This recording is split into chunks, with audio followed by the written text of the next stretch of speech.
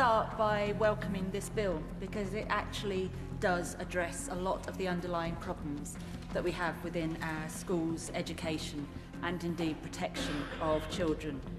I welcome the Secretary of State's commitment to make this a child-centred bill. I've got to say, I feel disgusted by what the Honourable Gentleman has just said. Can you imagine if you're a victim or survivor listening to that? I'm sure his intent is to get to the truth and get justice, but the language, please think about who hears our words. Rupert Lowe is an outstanding politician, and like all politicians, he asks harsh questions. In the House of Commons, he raised questions and demanded answers about the gang rapist scandal, concluding his speech with a call for swift and harsh justice for those responsible. Surprisingly, his words brought her to tears as she found his language too harsh. It's just impossible to imagine. American businessman Elon Musk agreed with the opinion that the UK judicial system is completely broken.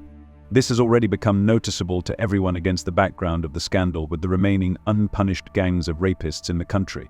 One of the users of the social network X wrote that the British judicial system is completely broken, and the latest gang scandal only demonstrates how bad things are. At the same time, the Prime Minister of the Kingdom, Keir Starmer, is not part of the problem in this story, but the problem itself. Earlier, Elon Musk said that the United States should free the British population from the tyranny of the current Prime Minister of the country, Keir Starmer. After that, Starmer called the words of American entrepreneur Elon Musk lies and misinformation, who accused the politician of participating in mass crimes when he served as head of the prosecutor's office. Sorry, everyone. On the 26th of November 2024, in her letter to the chair of the Safeguarding Practice Review Panel, the Secretary of State for Education said, "The forthcoming Children's Wellbeing Bill is a vital mechanism for improving the lives of vulnerable children.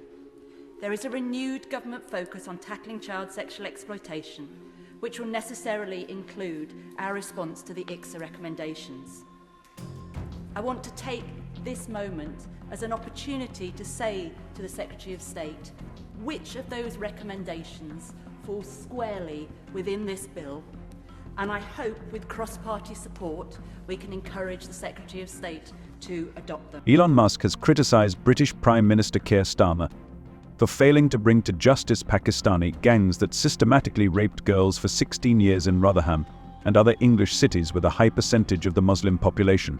Musk recalled the ugly truth about British Pakistani gangs who rape women.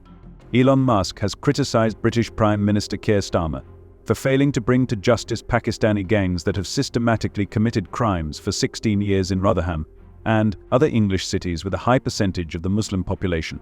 Musk wrote about this on his social networks after the leader of the British Conservatives, Kami Badenoch, called for a national public inquiry into the problem of gangs of rapists in the UK.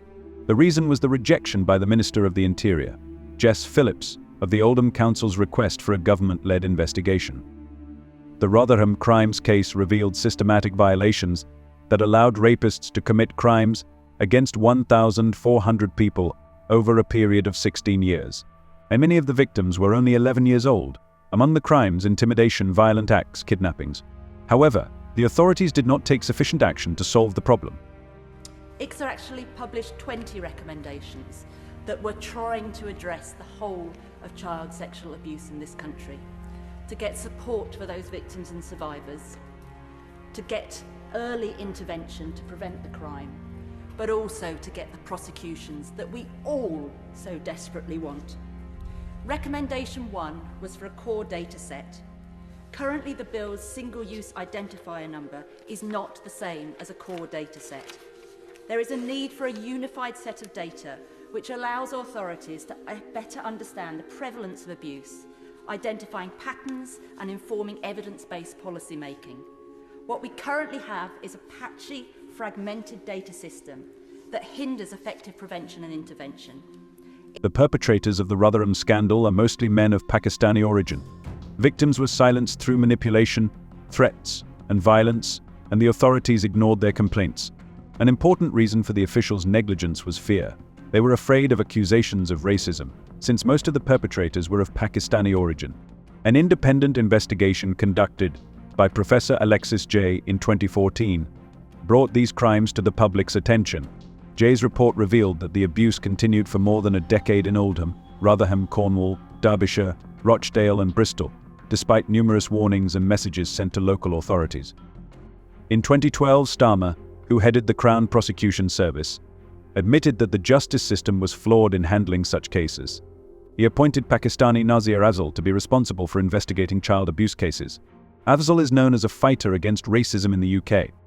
Will the government commit to stripping citizenship from dual nationals implicated and deport them as well? Race or religion must protect nobody. Will the government commit to pausing all Pakistani visas and foreign aid into the country until the Pakistani government agrees to accept any of its deported citizens that have perpetrated these crimes on British soil, and also imprisons these rapists and their accomplices in Pakistan, however they see fit? Will the government undertake a full investigation into officials who had knowledge of these crimes, yet failed to act? Starmer was worried. After violent clashes with Musk, Starmer is struggling to stabilize the situation. The Prime Minister will convene his cabinet to discuss how to respond to the growing hype. At a press conference the day before, Starmer called the exploitation of people extremely disgusting. He strongly defended his reputation as a prosecutor general. He said that enough investigations had been conducted into the scandal, which had lasted for decades in dozens of cities and towns. The More in Common organization conducted a survey for the LEPS radio station and found that about 23% of Britons want to see Farage succeed Starmer as Prime Minister. At the same time, Musk, who called Reform UK the only hope of Great Britain, called for a change of its leader. An American businessman and a British politician have disagreed about the ex-leader of the far-right English Defence League organisation. Tommy Robinson. Musk speaks positively about him, while Farage speaks negatively. How many vulnerable young girls are estimated to still be involved in these gangs? If there is no estimate figure, why not? Will a regular update be published detailing ongoing prosecutions and sentencing? Will the government publish a full nationality breakdown of those convicted for such offences, along with the location of their crimes? How many known foreign rapists per town, per region?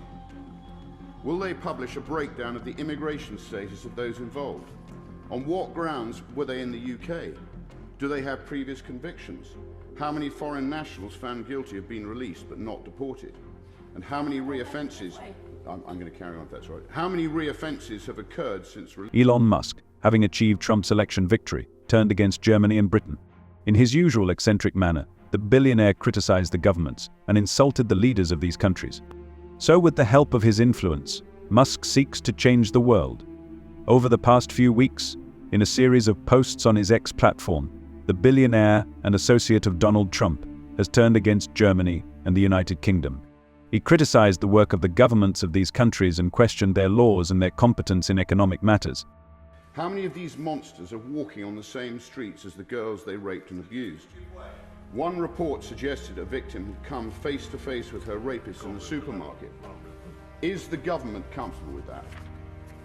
How many of the foreign rapists were in receipt of any form of state benefit?